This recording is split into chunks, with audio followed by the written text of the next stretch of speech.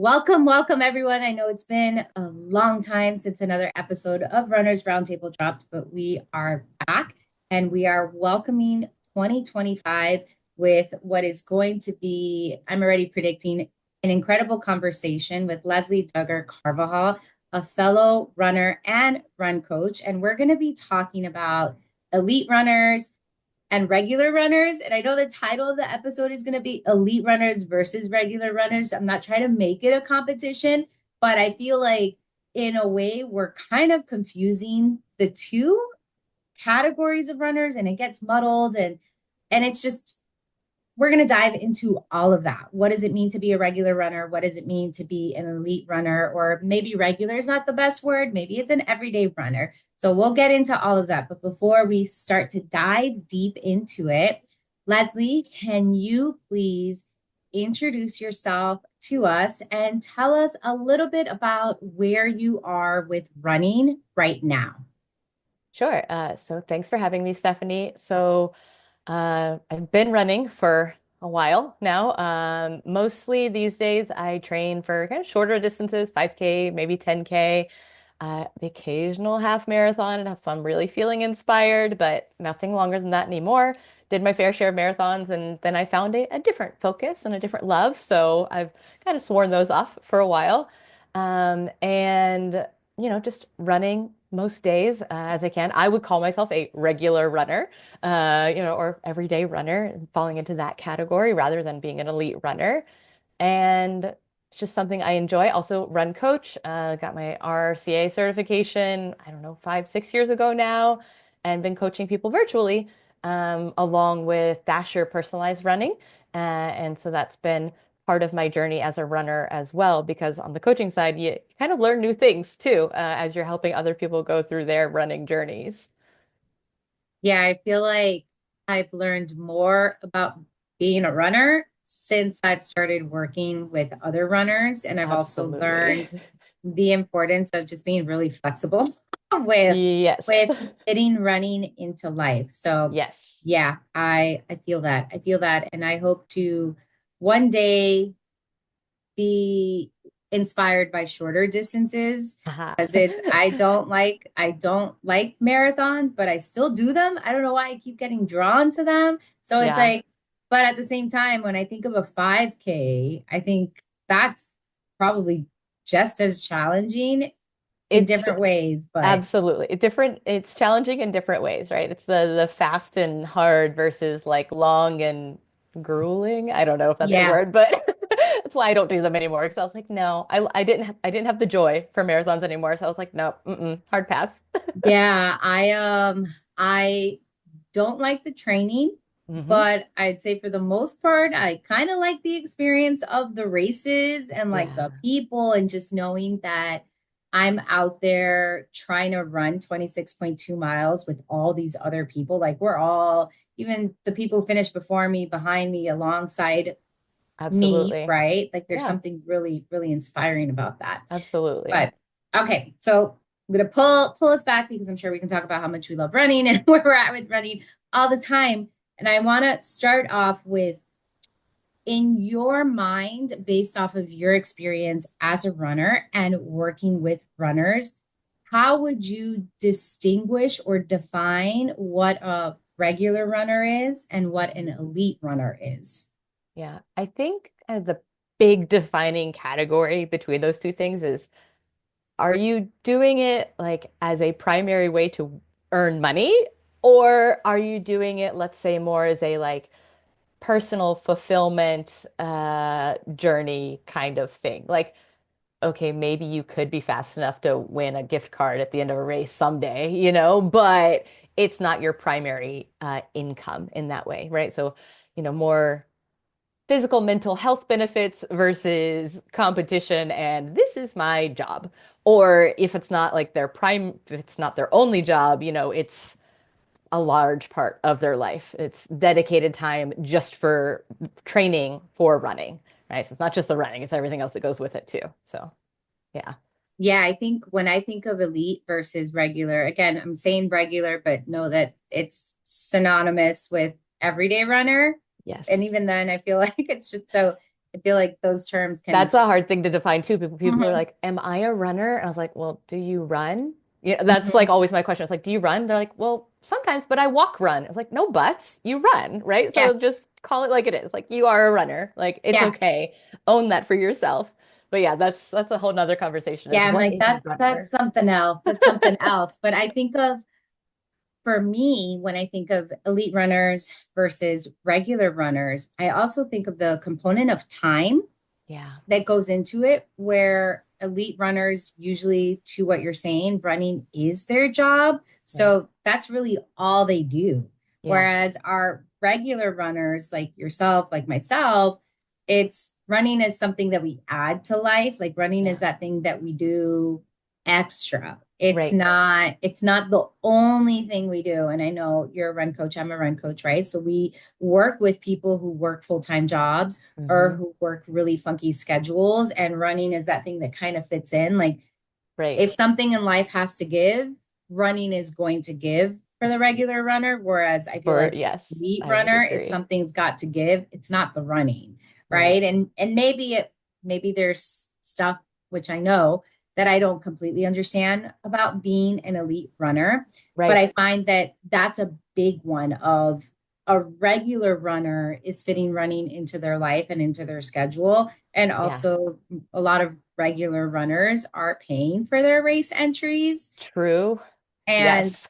some elite runners don't have to pay for their races, or That's very they true. have their schedules planned out differently. Then I Hmm. also think of the support resources that Hmm. they have, be it physical therapists, be it stretch, be it strength Right. Their coach or strength whatever. coach. Mhm. Yeah. Their whole team of people. And It's maybe their PT is also their strength coach. So it's only one person, but it's, yeah, they have more regular access to those resources because it is their job, right? Like they can't do their job if they're injured, or they need extra people helping them to get recovered from an injury to get back into their job. So yeah, I would agree. Yeah, running isn't going to be the thing that gives for them. Like the invitation to their friend's birthday party would be, put on the back burner over going for a run. Right. Yeah, So I mean, I've heard, and I don't know if you've heard the stories of the pro, like these elite runners that they'll miss like family weddings yeah, and there's yeah, birthdays and stuff lots of like that. sacrifice in a different way, right? That's involved from their perspective. So Yeah. And that for me, I'm like, I can't even imagine not going to my sister's wedding because I have a race. And yet right. I have to do it because of, not all of them, but a lot of elite runners, right? They have contractual obligations to Yes. participate in races or Yeah. to finish at a certain place in the race, whereas regular runners, Yeah. they don't face that, right? Like the Right. finishing is, first of all, we're paying for entry into these races, Right. and we're not given any special benefits to be a Right. part of the races, right? Like there's no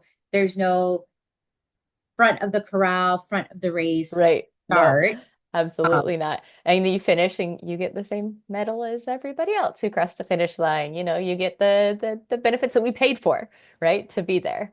The our quote unquote free banana, right? Like yeah. it's not a free banana. You have paid whatever it is Hmm. these Hmm. days, depending on the race, somewhere between 30 and $300, right? Like this is yeah, for sure. Yeah. And you get a personal fulfillment. I would hope the elites get that too, you know. But I think it might be different, right? Because if they don't achieve their goal, they have a different standard they're trying to meet when they're coming into that race, right? Like they're like, oh, I needed a top 5 finish in this race. I didn't get that. Oh, geez, what do I do next? Right. Whereas And I was going to say for us, it's, at least I no. know for myself, I'll have goals, right? I'll have Mhm. goals when I go into my races. And if I Yeah, don't meet them, I'm disappointed. But it's like, right. I tell myself all the time that the people whose opinions matter to me, Yeah, they don't really care. yeah. They don't care about the specific time. They just care that I finish, then I'm in a mentally good headspace Yes, after yeah, finishing. They yeah. don't really care about that. First of all, at least in my household, I'm the only runner, and they don't understand. They don't They don't have the understand. same perspective of like, oh, like they don't get the difference between a 6 hour marathon and a 4 hour marathon. They're like, Okay, like you did a marathon. Good job. Yeah, that happened recently. I had a conversation with my daughter, and this was after all the marathons, the fall marathons last year. And she was asking me like how different people did in their races. And Yeah. so I would tell her, okay, this person got a 3:30. And she's like, wow. And then she asked, oh, how did this person do? Oh, they had a 5:45. And she's like, oh my God, wow. Like for her, it was all just, that's I'll cool. just wow. It's Yeah, it's like, just wow, they wow. did Because it. it's Wow. hard. It's Yeah. hard to either run fast to finish quickly. Yeah, And it's also hard to be out there for extended periods of time. And this absolutely. leads me to something I've noticed. And I just want to shout out my friend Becky Croft. She's another coach because she created this beautiful, it was an Instagram post a couple of months back talking about how front of the pack runners Mhm. have a different race course experience than middle of the pack, back of the pack runners. Yeah. And I think that's something that I feel like people don't think about Yeah. when they're thinking about their race experience, or I find it's something that I'm really curious talking to my athletes about when they're like, oh, but I had a really tough race and all these people had great races. And it's like, okay, so what time did those people start at? Yeah. Oh, they started at 8. And what time Right. did you start at? 9:30. Well, that's a whole hour and a half of difference. Yeah. You're not racing the same course. Yes, you're physically, right? The Right. landmarks are the But same. the weather's different, the amount of cups on the road is different, like the people moving around you are different. Yeah, everything's different at that point. It's a good perspective. Yeah, because the elites, okay, they're out there between what, two men, 2 hours, 2 hours 15, right? Something like that. And the women like 2:20, 2:40, like somewhere in that range. It's like, that's nothing, Like that's no time at all. Yeah, they're running really fast, they're running really hard, but they're having a very different experience than somebody who's out in the sun for 6 hours, right? Yeah. Getting beat down. And I would even say that it still applies to like a 5K experience. Okay. So you have those fast people up the front, they finish in under 16 minutes. They're having a very different race than that person who's pushing a stroller in the back of the race, right? Who's walking. Like they're not doing the same. They're not having the same experience either, because they also probably started 15 minutes after that first person, 10 Yeah. minutes, whatever it might be. And so like they're just not going to have the same experience either. So, Even the yeah. support, right? Like I Right. think I've spoken to so many people, and I've shared this on the podcast before, that before having all the conversations with you all on this podcast, I used to tell people, oh, if you want to get into running, sign up for a race, like go do the race. And Yeah. after speaking to people, it's like, oh, I no longer recommend that Yeah. because I don't know if races, do they stay up until the very last finisher? Right. Are people on the course Right. for all finishers? Or because it's so demoralizing to be a runner on a course or someone who's participating in a race. And because you're at the back, you Right. see them starting to break down the water stations, Absolutely. start to Yes. break down the finish lines. I'm like, that is so that is Absolutely. demoralizing. And it's Yes. not the inclusive environment that I want to recommend to people. So I think Right. that's also something that's really different, a different experience. So like even the racing experience is Hmm. different depending on how you show up to that race. Yeah. But I wanted to go back and Yeah. ask you, in terms of training, Hmm. what are some of the things that you think are different between elite runners and regular runners when it comes to how they train? Let's give the distance that I feel like is the most popular, the half marathon. So Yeah. what would be differences in training there? Yeah. I mean, again, big thing, right? Is your time commitment and one squeezing in your run or your run and everything else gets squeezed in around it, right? So we're talking that you've got elites probably having doubles, right? So they run in the morning, they run in the afternoon. Um, they might even on that same double day, they're also doing a strength workout or they had a PT session, something like that, again, because it is their job. The half marathon, like they're going to have specific workouts, right? And they're going to try and hit specific times on those workouts. It's not going to be like for some of my regular runners that I coach, like they're training for a half marathon. I'm like, cool, let's go out and do some, 4 by 4 minutes at half marathon effort, whatever that feels like for you today, right? Like, let's give it a range. Like some days it's a little faster than other days, weather, whatever it might be. Whereas that pro is gonna be like, no, I need to go out and do, 8 by, 6 minutes at 540 pace or whatever it is. Like they're gonna be keying in to that specific zone, right? They're like practicing exactly what they need to do on race day to execute that peak performance, right? They know also, it's like going into that training, they're like, oh, who's going to be in my race with me? Right. That's also something they have to think about that regular runners we're not thinking about. They're like, I mean, ideally, right? Like I'm racing myself, right? I'm Yeah. trying to personal improvement. Maybe it's a PR. Maybe it's just, I haven't run a half in a really long time. So I'm just trying to see where I'm at, overall fitness, whatever it might be. Whereas the elites are going to know, they're like, no, I know that these three people are going to be there. I need like I said last time, top five finish at this race, which means I'm looking at these people's training plans to know what I need to do. Whereas regular runners are like, no, I'm just going to hit my mileage. I'm going to build up to my, maybe 12-mile long run, and then Yeah. I'll do my race, right? Unless you're maybe going for a little bit faster time, then okay, maybe you'll build up to a 15-mile long run and then do your race. But you're not doing anything crazy, crazy. And again, it's about fitting in running into life opposed to making life fit into running. So, the Mm. elites, running is their life, right? Yeah. Stealing right from Ted Lasso, right? It's not soccer is life. It's not football is life. It's running is life, right? For elite runners, like that's it. Um, and they want to win, right? I do not go into a race ever thinking in my brain that I'm going to win today. Like, I was like, no, that's just not going to happen for me. As much as I would love it to, that's just not going to happen for me.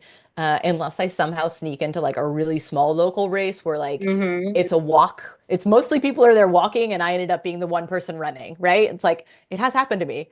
I was like, Yeah. oh, that was unexpected. Okay, cool. But it wasn't my goal going into it. And I think that's a lot of the goal for our regular runners too. It's like, you know what? I just want to get through this distance. I want to know I can complete it. And I want to, I'm going to be proud of myself no matter what happens, right?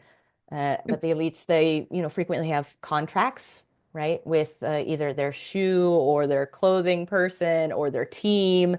They have to really meet those metrics, right, to keep performing at as somebody has defined as highest level, whatever that means. Maybe it's a winning several competitions, world's level competitions or national level titles over a set period of time or something like that. So yeah, and You lots more bring, volume. yeah, I was Like gonna say you bring they're up running a that lot the more. volume. I was gonna say volume is one of the things, and I remember Absolutely. when I started running, a lot of my running journey coincides with like Instagram. Yeah. And Okay. it was actually Instagram is how and what and I have questions about this, but and we'll get there eventually, but I just wanted to share that for myself. Instagram made me think I had to do things that I didn't have to do because I Yes. was able to see the training plans of other people. I was able to follow elite runners and see Right. what they were doing. And Yeah. obviously, I'm like looking at my bookshelf here, right? And I've got like Hanson's marathon method and like Mm-hmm. all these Hanson's half marathon method and all, Right. books from people who coached Elites. elite Right. runners, right? And Yes. I remember one year I did that Hanson's marathon method, and I felt like, and I think this is a really big difference between elite runners and regular runners, is not only is running your work and kind of what your life and you have to do it, but because you run faster, running doesn't take up as much time in your life. And 100%. Yes. when I was following that plan, I think I peaked at 60 miles a week, which to Okay. me that's a lot. Like That is a lot. that's Yeah. that's a lot. And I was so burnt out from running. Yeah. I felt like all I did was run. And Yeah. it's because what, an elite runner, it may take them 2 hours to run 16 miles. But Yeah. for me, I was looking at more like 3.5 hours. And that's Yeah. again, like that's a big time difference to Absolutely. go out there and do that. So Yeah. I, yeah, we'll get into the social media piece, but I No. just wanted to go back to highlight something that you said, right? Because yes, elite runners, right? They're going to have higher volume. They might be doing doubles. They're going to have staff of people supporting them. They might even have chefs and Yeah, people right. prepping their Ooh. food and Yeah, right, like nutritionists, right? Yeah. dietitians, all of that, right? They're going to have Mm-hmm. that stuff. They're going to have Yeah. blood work done. They're going to have perhaps there's gear, depending on who their sponsors are, gear Yeah. that's created specifically for them, Right. like, custom shoes and Mm-hmm. all this stuff that is meant to elevate their running to help them Mm-hmm. be at the top. But again, I just wanted to go back to something you said, right? Because us regular runners, when we sign up for a race, it's different. We pick races that are maybe convenient for us Yeah. because they're local, or we're picking races that maybe are on a bucket list, or it's something that we have to enter a lottery in and we're hoping we can get into it. But Right. we're doing that for us, right? We're kind of picking races that are going to work for us, that are convenient for us. Yeah. Whereas elite runners may not always have that chance. But on top of that, and you said this, and I was like, I can't imagine going into a race knowing who my competition is. Oh, And yeah. that is a totally different mental game. And now, again, we're in this, we have some marathon majors coming up, and they've been Mm-hmm. announcing the pro fields for London and for Right. Boston. And it's like, it's the name of the athlete plus their personal best and all this stuff. And I'm like, I can't even Yeah. You, imagine. you know exactly what the competition is. Yeah. You know exactly what the competition is, and because of social media you Mm-hmm. might have more information as to social media, whether it's Instagram or even Strava or anything Strava. like Yeah. that, right? you Running have socials. you have more information as to how their training is going, or if they've been injured or not, whereas maybe a decade or more ago that Yeah. information wasn't readily available. Yep. So just wanted Absolutely. to highlight that because I'm like, that's such a different mental game. Because I know I go to the start line and I'm like, okay, I know I can do this, and hopefully, like, I can get it done. But I'm not Yeah. thinking, I know I can do this, but hopefully I can get it done faster than that person. Like, that Right. Right. doesn't cross my mind And at all. because their training is so specific, they typically know at the start line what they can and can't do. Now, sometimes, hopefully they've got like a good coach behind them who's telling them, don't worry about it, just stick with them today. Like don't worry about your training, right? Because sometimes you just gotta try, right? Yeah. Try hard, do hard things. But frequently they know, they're kind of like, well, I have an idea, like, oh, I'm probably not gonna beat her, but I can probably beat her, that kind of thing. And yeah, just very different structure of like mental prep. Like I talk about visualization with my athletes for like when they're doing longer races. I was like, yeah, Yeah. look up that course route, go on Google Maps, check it out. But that's kind of the limit of the visualization, right? Maybe the time goal you would like to see if you have one. Um, but then knowing it's like, okay, like I've got to visualize this course, this race, my competition, seeing myself passing these people. Like, no, there's just too many steps, too many more things to think about while you're running. And I'm a fan of just like not thinking while I'm running. Like, Yeah. I I don't want mean, to have to think. yeah, my brain is going to do what it's going to do, but it's normally just focused on me, right? Like I'm not looking at the runners around me and trying to cover their moves or try to keep up with their moves, or if they like Yeah. start to pick up the pace. For the most part, I'm just kind of like survival. Like Yeah. that's just me. Lately in races, that's been me where I'm like, I am just trying to survive this. So what choices do I need to make to survive? Like, and that's a Mm-hmm. very different headspace than someone who's in it and is like, I'm trying to win this race, Yeah. or I need to do well. I need to do well in this race in order to keep my sponsor, or Yeah. to not have any pay deductions because I Right. didn't finish top American, or Yes. whatever the case is. And those are Right. things that, again, like we don't really think about, but and I guess here we can kind of segue into that social media Yeah. aspect because We have access to knowing more about it, right? Like correct.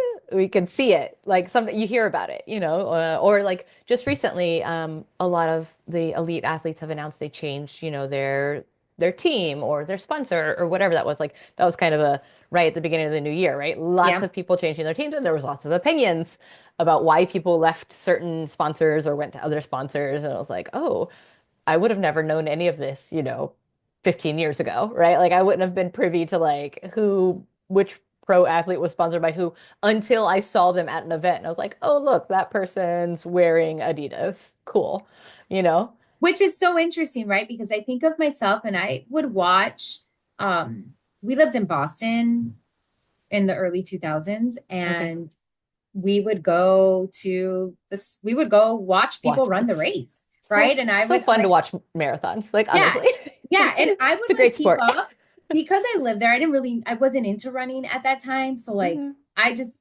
wanted to watch the people running. I was aware of who was winning the race and I would see the Right, pictures, but right, I never connected the dot that the gear that they were wearing was their sponsor. I just thought, oh, right, that's the outfit they wanted to wear. And now I know that like the elite athletes actually have to send, depending on the race, but they have to send like a photo yeah, of the outfit that they're going to wear right. so Has that to get it can get approved. approved by the Yep. race organizers. And I'm like, Yeah. what? I had no clue. And here I am, sparkly skirts or Right. just like fun Got your tutu, shirts. everything in between. Yeah, that's okay. There's a fun side of being a regular runner. It's like I can wear whatever I want and not upset anybody. No, No drama, no risk of me being kicked out of my meet, nothing like that. no, Yeah. no. I mean, I think it's like most of the races, the exception, like the only thing they tell you is don't wear masks or put anything on your face where they Right. can't see you, right? Right. Like make sure your bib is visible. Like Visible. Right. those are the things. But That's it. having to send in what my race outfit is beforehand, I don't have Hmm. to worry about that. I'm so glad I don't have to worry about Yeah. that. Yeah. Because I think that would probably stress me out to have to think of here's this detail that Hmm. I need to worry about in order to participate in this race. But so talking about social media, and again, Yeah. like whether it's Instagram, Facebook, Strava, any of Yeah. those things, because as I shared briefly, seeing how other people were training, I Hmm. tried to change my training to match theirs. Hmm. And I like to say I didn't have the time resources or the Hmm. recovery resources Fair. that Yes. those people had because I had to continue on with life or I had my children to take care of or I had to, be responsible for feeding myself and my family. Like I didn't have someone Yes. preparing food or meals for me or Right. even tracking what is it that I specifically need in order to be a Right. great runner or to recover from my runs. Yeah. But I didn't get that. Right. Right. And I feel like now, again, because so many elite runners are on social media and we're able to see that, I worry that people aren't careful enough with Yeah. themselves and their There's training. a fine line between being like inspired, right? Hmm. And then starting to get into that like comparison mode of like, oh, maybe I should run 10 more miles this week. It's like, please don't. Like, please just don't. Like the second you have that thought, please just don't. But like there's that fine line. It was like there are lots of great things, by following the elite runners that are out there. It's like, wow, look at what they're doing. That's so cool, and maybe you can even find some interesting PT or strength training hacks from them. But very fine line, right? Between inspiration and then like, I can do that too. And I was like, no, okay, maybe, but let's think about the resources, like you said, time resources that you have available. I was like, okay, if you do this, are you going to then get injured and not be able to walk for 3 weeks? Right? Like, how Yeah. will that impact your life versus how does that impact this runner's life? Very different impacts on life. And yeah, like, yeah, fine line. Be inspired, but not too much. Yeah. I kept thinking before in the lead up to this conversation, I was like, so what's the difference between inspiration and Mm. aspiration? Right? Like Yeah, where you are inspired by what someone is doing and right. you push yourself maybe outside of your comfort zone Yeah, versus aspiring to be someone else. right. And does that take away from, I guess, the discovery of who you are? Yeah, I feel like that kind of takes away one of the things I enjoy about being a non-elite runner is that like I do get to just enjoy running and the process. And sometimes if I don't feel like going for a run, I don't have to, right? Nobody's forcing me out the door to go for a run. Do I usually feel better if I go out the door for a run? Yes. Do I know Yes. this? Yes, but I don't have to, right? Yeah. And so I think that that's tricky too, right? Like we're all on a different journey. And the elites are going to have a very, different training need, right, from what our regular runner is going to need, right? And that's really what it comes down to. It's like our needs are different. Um, Mhm. I need time to go to my job, right? I need time to cook and shower and, feed myself. I like having time to run and strength train. Um, and I have been, inspired by professional runners to be like, wow, that's so cool what they're doing. Or like they bring up some mental trick or something, like either on their social Mhm. media or they even like mention a workout they do. And I go, you know what, that workout seems interesting and I'd like to try that, but I also feel a little bit more knowledge, right? As a coach, to be like, I can cut this down. Like they're doing 8 by whatevers. I was like, oh, you know what? Mhm. I can do 4 by whatever, right? I can do half of what they're doing. And so finding those moments, right, to inspire but not aspire to be them because we don't have the time. Like we don't have that commodity to do what they do as much as unless that's the transition you're willing to make. Like, who was it? Was it the Olympics or the Tour de France? Like the person who like she used to just like commute on her bicycle in Seattle and then just like Oh, quit her yeah, at job. the Olympics. Yes, the Yeah, and Olympics. like and then it's like and then she just goes and wins at the Olympics and you're like, okay, but she shifted her focus, right? She found that time to go and do that, So it's like it's different. It's a very different life. Yeah, and I Like think there's also speaking to that, like that Olympian, right? yeah, And it was she was cycling and won, I think, a couple of medals in the indoor cycling and also yeah. like in the group On cycling. the yeah. Mhm. And on the road as well. Like she had Yeah, a just phenomenal everything, lots year. of things. Yes. Hmm. But I think that was one of those where she's like, I was just starting to ride a bike, and it's like, okay, so it's possible, right? Like that Right. the regular person, the Yes. regular runner can turn Yeah, into an elite runner, but absolutely. it goes to what you're saying about is there time to even explore that Right. into you have something's got to give, right? Right. Like you're a pro runner, you're elite runner for the most part. And I think of like Molly Seidel. Do you remember Hmm. when she got her place and everyone's like, oh my gosh, she works as a coffee waitress or in a Right. coffee shop, or and then Yeah. people made such a big deal about it. And Yeah. then what did she have to do in the lead Right. up to the Olympics? She quit her job because she Right. had to focus exclusively on On running, running. doing what she can and what she could, get the Right. sponsors and all of that for it. So it is, yes, but also, and I want to throw this out here because I think it's so important for people to remember there is a genetic component to it as well, For right? Like sure. Yeah. I I am never going to be a 2 hour and 30 minute marathoner. I'm just not. Like Yeah. I'm not, and Yeah. I don't think my there's two things. One, I don't think my body is built to do that.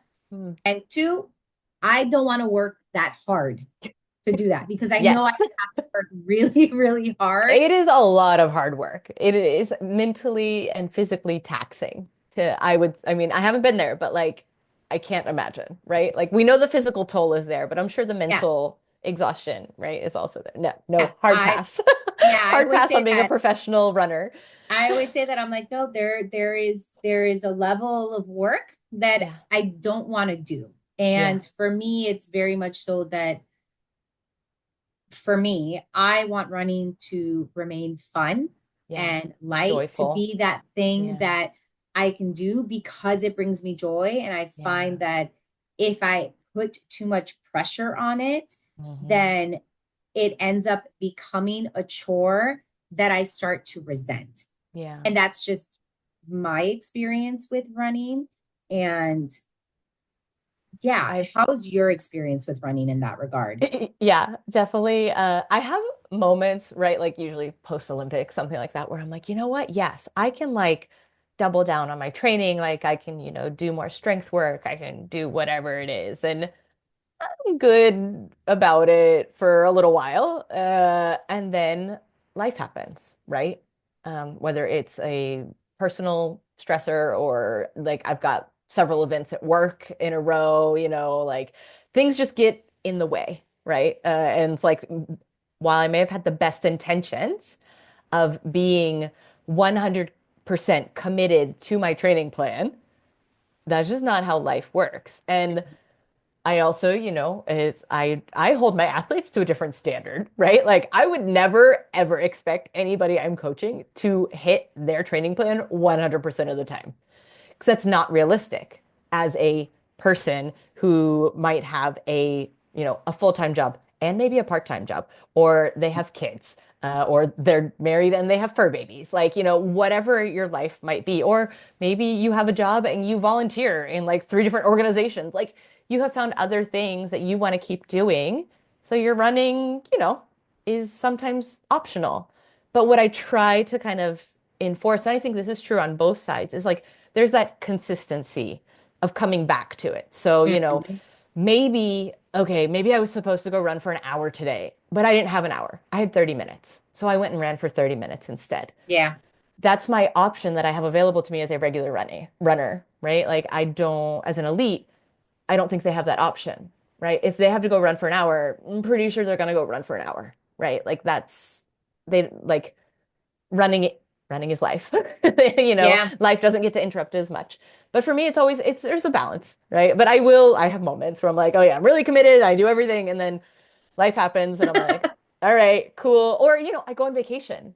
And Yeah. while I Yeah. have the best intention of running on vacation, I bring my clothes.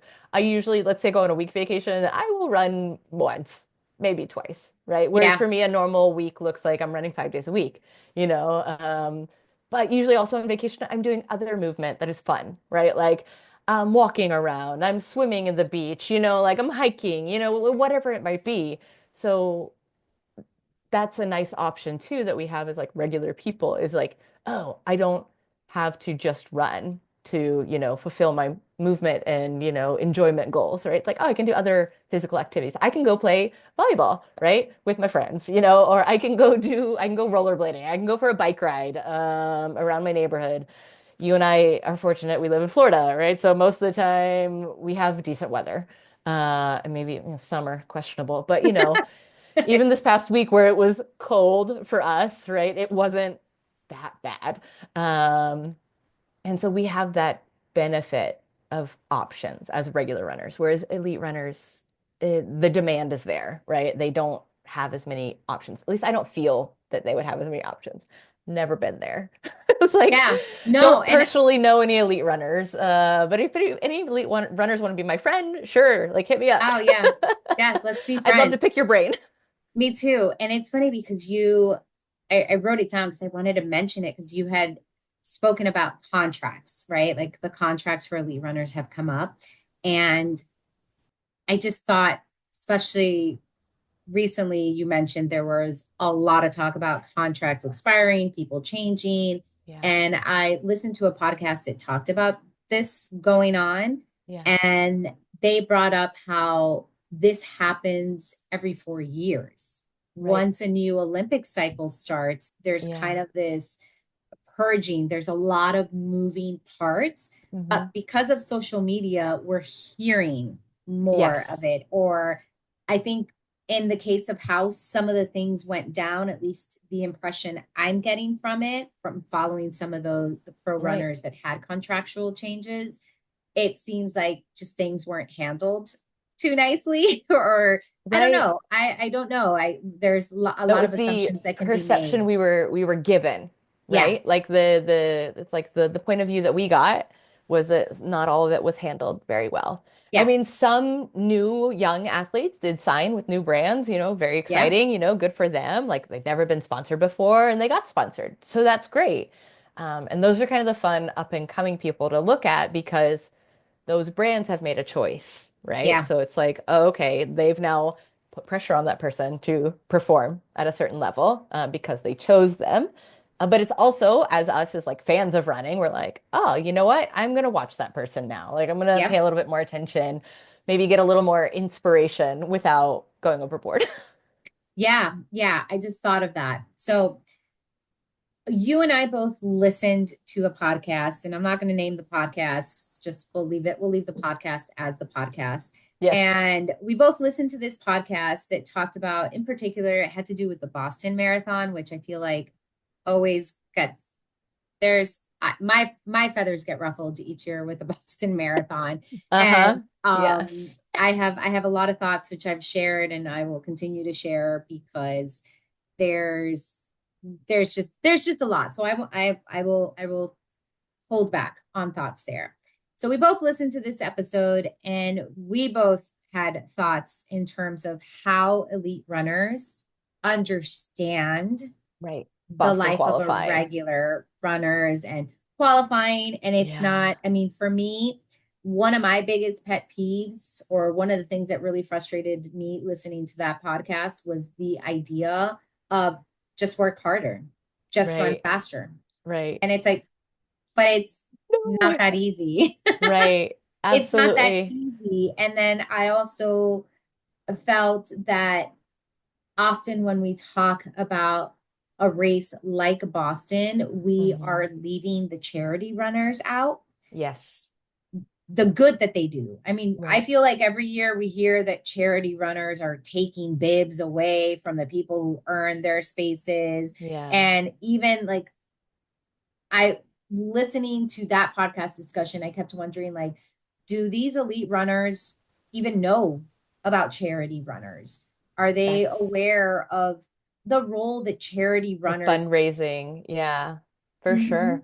That's So, actually, I hadn't even thought about that oh part. yeah, I I finished that. I wonder. finished. I finished listening to that episode. And I'm like, Yeah, they didn't talk about charity runners at all, at all. and that Yeah. to me is a very that's a missed opportunity, Yeah. especially when you think of elite runners, and not all of them, but you have a lot of them who have a very large social media following, Right. and they can, I think, change the discourse Mm. in a race like Boston when it comes to the charity runners. Yeah. And I know for me, I'm like, the charity runners do so much and I think they work, I feel the like, harder They than do. Yeah. everybody else.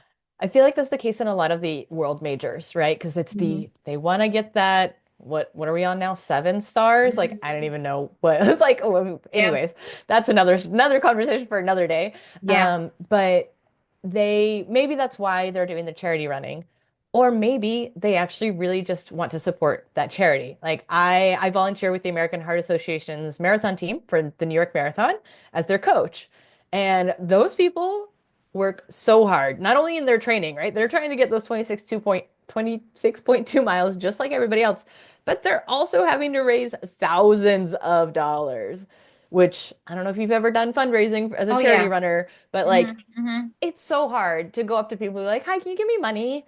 Can you give me money? Can you do this?" And one of, the athletes from the team, you had mentioned actually reaching out to elite athletes and be like, "Hey, could you give me like $50 to my charity cause?" And quite a few of them said yes. They're like, "Yeah, sure, or can you donate whatever it might be, maybe not Yeah. $50, but and then they did. And then the other question was, "Can I tag you in my social media that you donated?" Because again, back to social media, we want to Yeah. see what they're doing.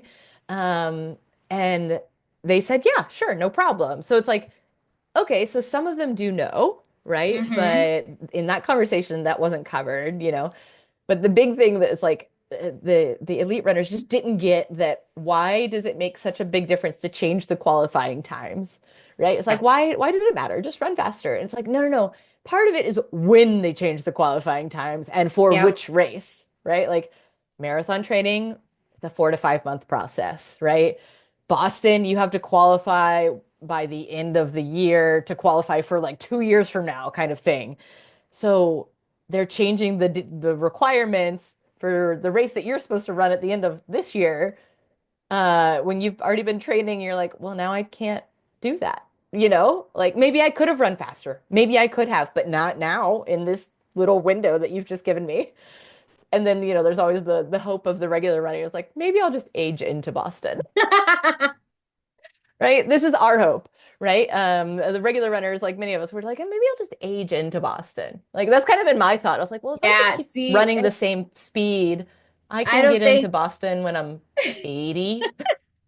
I Like, don't think I'll age into the race. I've told myself, I'm like, maybe I'll get invited. Like that would be pretty cool. Cause I that would be and cool. that's something with not only Boston, but all the races, right? Right. Where I'm like, do we forget that the sponsors of these events Yeah. have bibs or people just don't know? Like I Right. think when It's true. you are a consumer of when Right. I'm a curious person, so I ask a lot of questions and I'm always like, but how? Like, how do people get bibs? And it's like, oh, yeah, because there's the lottery, there's Hmm. guaranteed entries, and then there's Hmm. invitational bibs Yeah. where these sponsors, Right. Like how let's the assume, celebrities get in, like, thank you. yeah. Exactly. It's They, because you have a sponsor who has a bib who would yeah. like your name attached to their brand. So here's a bib. Go Yeah. run and have fun. Right. Yep. And I'm like, but we don't hear about that. Like, we So don't, true. the charity runners get a lot of slack, but not that. Yeah. So But they do a I, lot. It's hard to be it's hard to get through your training and raise the money because there's also that like there's that risk at the end. It's like if you don't meet your goal, like you don't get to run the race. Like if you don't raise yep. your money, you don't get to run. So it doesn't matter if you have trained your butt off for the past 5 months, you don't get to run. Yeah. That's why, Um, again, I felt like it's it was always a a missed missed opportunity. opportunity when we're Yeah. talking about charity runners and talking about what's that stress for them. Because yes, I think of runners who, or depending on the charity, right? Some charities are generous with you and they give you a period of time after the race to continue your fundraising. And then some charities are not so generous and they require you to give them a credit card so that if you don't meet your amount by a Right. certain date, they automatically charge you. So Yeah. imagine with something Right. like Boston where it's $10,000 that you have to fundraise. Right. I like, and that's I why was I'm like, like, better have that high limit credit card ready to go. listen, it's got to be ready. And I'm not ready. That's Oh why my I'm always gosh. like, No. I want to run Boston Okay. because of the marathon majors. But I know Okay. that me running Boston, it's not going to be because of time qualifying.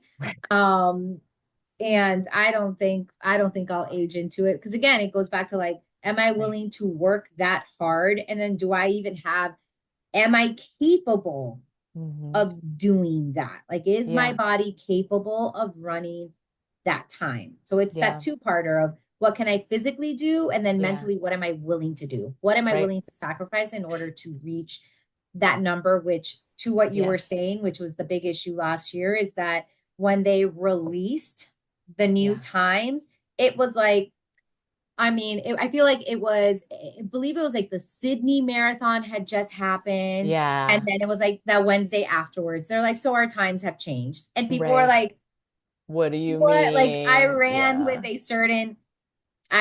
Goal in intention of mind. having Hmm. that goal with that buffer.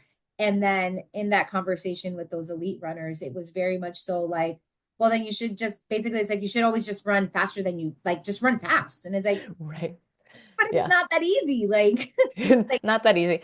To be fair, though, the Boston selection process, it probably could use some updating as well, right? Like that needs help. oh, Like, absolutely. okay, fine, Absolutely. time qualifiers, but we got to find a different way to do it, like ugh. Yeah. It got very Listen, popular and they didn't come up with a good system to account for that. So, no, no. And especially yeah. when you have, and this is no shade on people because, hey, do what you want to do. But it's always that, like, I get more heartbroken Mm. over people who don't get in because of people who are running it for the fourth time, fifth Uh, time, yeah. sixth time, seventh Yeah. time, more than I do for a charity runner. I don't, Mm, maybe that's wrong of me and that's my judgment and that's my bias, but I'm like, man, interesting. like, can't you take a break maybe from 1 year and let that spot or Right. whatever it is go to a first timer? And again, I think that goes to that selection process of Mhm. how many people are first time qualifiers Yeah. versus how many people are Huh. qualifying again and again and again? And is there Yeah. something that you can move around there to create space? That would be a good addition to their thing. It was like X number of first time qualifiers. Mhm. I like that idea. Maybe we'll Yeah. email the BAA and see what they Be like, say. hey, we just I came had up an with this. idea. Let us know. Well, you and I can consult on that, like Yeah, totally. for sure. So, okay, so going back, which is the Yes. question that I wanted to ask is, Yeah. and it's going to be, we'll start off with this. Hmm. What is something, assuming we have elite runners listening to this podcast, Sure. what would you say to elite runners Hmm. so that they could better understand what it's like for the regular everyday runner? Yeah. I think just understanding maybe a little bit more about, the life commitments, right? Like, yes, they also have lives and have life commitments. Like, I get that. But most of us we're squeezing our running in where we can because we enjoy it and we love it. And maybe actually we're just social. Like we're just a social Mhm. runner. That's how I got into it. I started showing up at a run club twice a week and I got hooked, but like the social part of it is there. It's like that's how you build your community. And that's actually still most of my friends to this day I've met because of running. And I don't know if that's the case for elites. Maybe it's just their training partners. Those are their friends because they're the people they see all the time. But it's just, we do have to balance, our life and our running. And we still love running, right? As much as they do. Um, and, we're trying to do it, maybe to reduce our stress rather than like making it our primary stressor in life because it's not our career. Or at least I try to, right? Most of Yeah. the time, running is a stress relief rather than a stressor, right, in my life. Um, and I think too, for elites, and maybe they've been there, right? Some of them, maybe they've moved through that. Maybe they used to be a regular runner, and so they do get it. But for like that person who's only ever competed. Like maybe I want Mhm. them to just go out and run a 5K like with a 10-year-old. So they have to like stop and walk sometimes, or they have to, go and experience that like middle of the pack marathon. Because I know, okay, watching the New York City Marathon, um, the elites, there's not a lot of crowd support out there for them. Honestly, the streets are kind of empty until you get to the finish line. And that's such a sad difference of an experience because the New York City Marathon crowds are epic when you're in the middle of the pack, right? They don't get that. They'll never experience that joy. So it's like that like overwhelming loudness, coming off the Queensboro Bridge, like that kind of thing. Like they'll never feel that. And so I would encourage them go do it. Like go sign up for the turkey trot with your cousin, but run with your cousin, not against your cousin. Like go do something like that, just to kind of get a feel of what it's like to do the average thing. Sign up for a race like where nobody knows you're there and just Mhm. show up and go do it. No expectations. Just show up and go have fun. Yeah, assuming that they contractually can, right? Yeah, right. Yeah. It was like maybe Assuming they have they to sign up can. as Joe Schmo or something. They can't like run under their name, right? Correct, That's because I'm like, I think you and I can right. do that, right? We can sign up if we want to run Yeah. a race this weekend, we can do that, and that's not Yeah. a problem. But I'm like, I wonder if they can do that. Yeah. Okay, so kind of flipping it, but not really, is Yeah. just for us regular everyday runners. Yeah. What are some things we should keep in mind as we consume information that comes out from the elite camp of running? Yeah.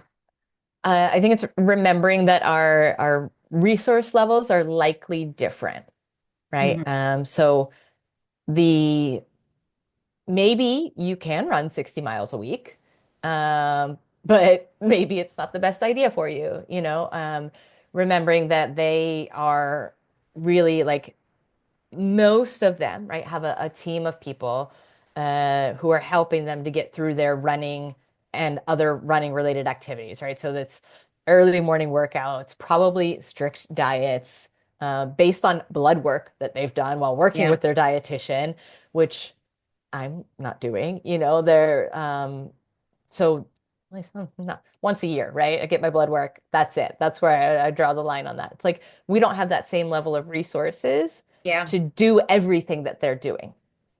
We can be inspired and we can cheer them on, which I think is also important, right? We have to remember like they need that support too because it's probably like mentally tough for them sometimes. Like that's their job. Like you said it. I can't imagine doing that for my job. Like that level of pressure to run like that, absolutely not. Um, but and also I think remembering too that not every race has to be a PR, Yeah. right? And maybe that's actually something, a takeaway we can get from the elites because frequently when they're racing, they're not going for times, they're going for place, right? Yeah. So they're just trying to do a little bit better than they did in comparison to somebody else, right? And so maybe for us regular runners, all that means is when you're at that approaching that finish line, you're, I don't know, half mile out and you feel dead. You see that person ahead of you in the blue shirt and you're like, you know what? I'm going to try and beat that person in the blue shirt. And maybe you do, maybe you don't. But you've given yourself another motivation to go beat a person like the elites would do, right? Like, I'm going Yeah. to pass that person. So finding ways to have them inspire you in attainable ways. Uh, Yeah. yes, that's the thing. Yeah, I think that's really important. And I just wanted to, before we start to like wrap things up, because there were Yeah, two things that we didn't talk about. sure. And those are maybe just seeds to plant for other people to have discussions or for Yeah. wherever it goes. But there's I wanted to briefly mention people who are professional runners, but not elite runners, right? So Mm, like the people, and I can think of, a lot of them, you might consider them like running influencers, where running yeah, is their job and right, going to the races, that is their job, but they right. are not elite, front of the pack, racing for place, any of that. Like there's True. different because there are runners Yeah, that are sponsored by brands, but they would be considered a more. regular runner, but Hmm. they get paid to do it. So they're Right. professional runners. So I just wanted to highlight that there is that difference. Like there is a category of runners who are professional runners, Yes. but not elite. So, Yes. and that's I've a I've different joked experience. actually about that, about being a professional runner, because I one time like I won, some money at the end of a race. It's like, look, honey, I got paid to run. I'm a Yeah. professional. Yeah. Anytime I get something like that, I'm like, Yeah. yes, I'm a professional runner. Yes. Yeah. Like Yeah. It's like I'm a even professional if runner. it's I'm back of the pack or middle of the pack, Right. or even It's if like you even if actually just one, entered a lottery, like a competition drawing, you put your name in, but you still won the money, but it was because you did the race. And you're like, yeah, look, I'm a yeah, professional. I won the money because I did a race. yeah. I mean, I've had opportunities to be a professional runner in the context of Yeah. going to do a race and creating Yeah. social media content about my experience at the race. Yeah. And my time and place didn't matter. It was about Yeah. just sharing what's the experience of being at that I race. think there's also like is the fine line again between our professional runners and inspiration too, because maybe they do crazy workouts that wouldn't be recommended because they're doing it for the click, right? Yeah. The interaction, on their social media. It's like, why is this person doing that? It's like, oh, because they're influencers. Or what is it that came out? Like, because TikTok was shutting down, right? A bunch of Mhm. like fitness influencers were like, oh, I didn't do like half the workouts I said I did. And I was like, Yeah. oh, look, there's real life, right? Yeah. That's the regular person coming out through this professional Absolutely. runner or a Absolutely. professional influencer, right? Whatever Yeah. they might be. Exactly. So that's why I'm like, I just want to just drop Yes, that there so that people can think about that too, because you will see. I mean, I that's true. follow, I I follow a lot do. of Yeah, those me too. Some accounts. of my friends are professional runners. And I was like, I envy them. Like, oh, could I do that? But then I'm like, no, I do not have the time. Like, that is not where I want to spend my time. I don't want to spend my time editing videos on Uh-huh. Instagram and recording myself running and doing silly stuff. And I'm lucky if I update my social media twice a month, Yeah. like, Yeah, there's a whole content creation aspect to it though oh that my gosh. I just don't have the brain power for. So Yeah. that was number one that I Yes. wanted to mention that I wanted to mention.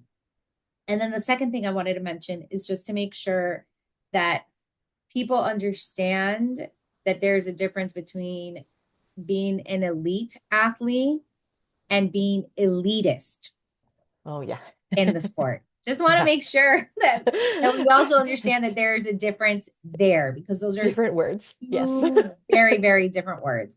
Yes. When this whole discussion, as we've talked about elite athletes, we are talking about those athletes that have contracts, that are sponsored by brands, that are running races for place and sometimes PR. Because some do run for PRs, right? Some people Yeah. are going for American records. Some people Right. are going for masters records. Like Hmm. some people are going for course records.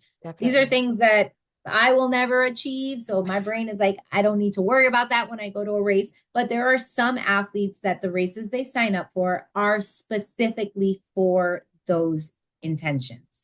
Yeah. So those are in the context of this conversation. That's what we've been talking about when it's elite athletes. Now, as we kind of mentioned a little bit, right? Some elite athletes can be elitist, but not everyone who's elitist is an elite athlete. So it's Right. two different And I things. think also sometimes it's not necessarily on purpose. It's like a lot of it is they just don't know, right? They Yeah. don't get it. Like the having to go to runsignup.com, right? And enter their information and sign their life away, on a thing to say, yes, I want to go torture myself for whatever distance it might be. A lot of it's, yeah, I think not knowing, but there are also probably some who kind of maybe look down their noses at regular runners. I've can think of some run groups in the New York City area that definitely have they're not elites, but they probably think they are.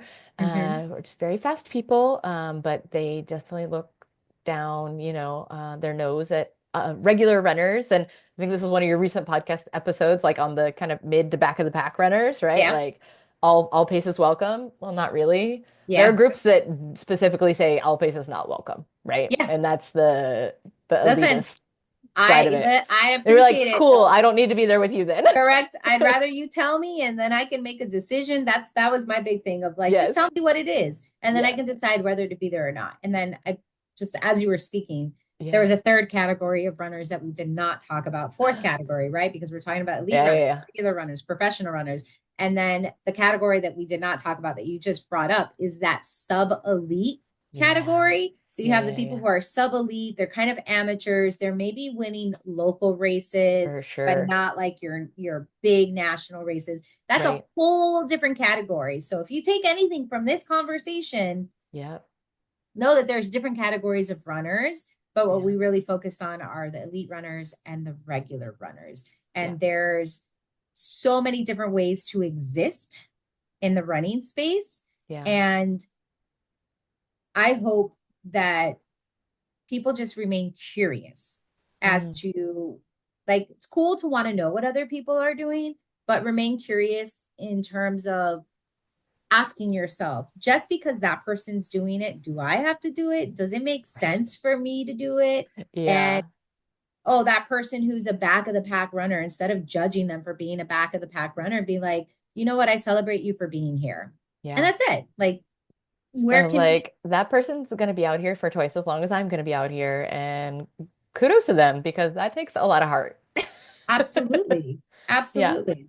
Okay, Yeah. so final few questions here. Sure. Um, can you, how do I, where do I want to start with these final questions? I always forget the order in which I ask them. So let's go with, what do you have coming up that we can celebrate you in, or that we Yeah. can cheer you on? What's coming up for you that you're excited about? So, because it is quote unquote winter in Florida, I've kind of got a goal of doing a 5K every 2 to 3 weeks in our winter.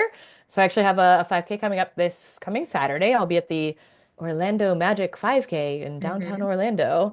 Um, so that should be fun.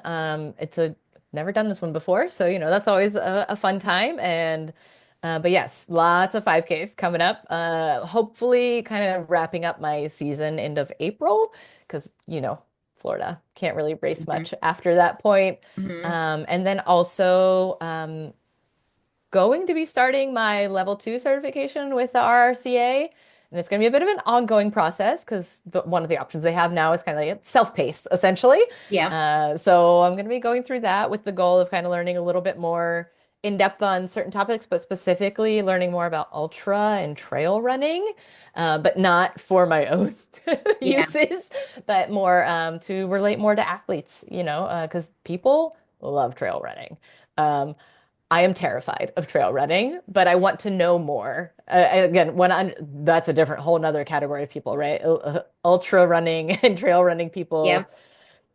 So I want to learn more. So that's part of it. So, physical goals and educational goals. So, yeah. I love that. I love that. Can you tell us where to find you, where to learn more about you? And then are you currently taking run coaching clients on? Yes. So first question, yes, I am taking on new athletes at this time. I do have some space, so can find me for coaching on dasherpr.com. So it's Dasher Personalized Running.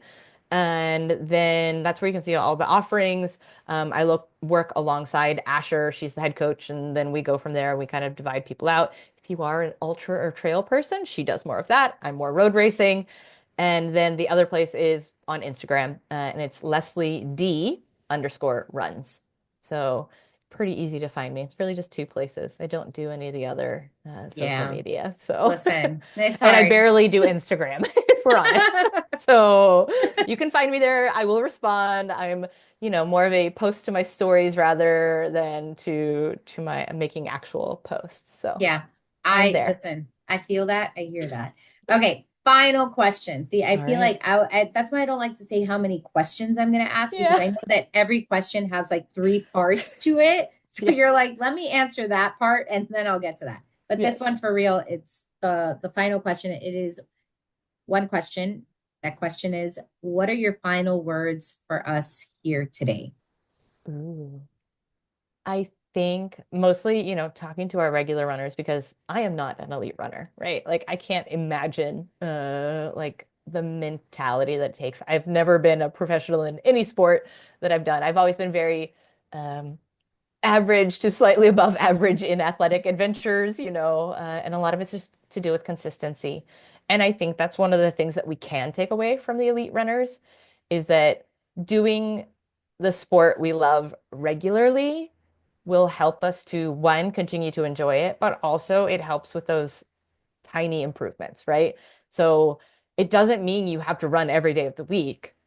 It means that you commit to, right, 3 days a week and it maybe you decide, well, I can't do my 45 minutes today, so I'm going to do 20 minutes instead.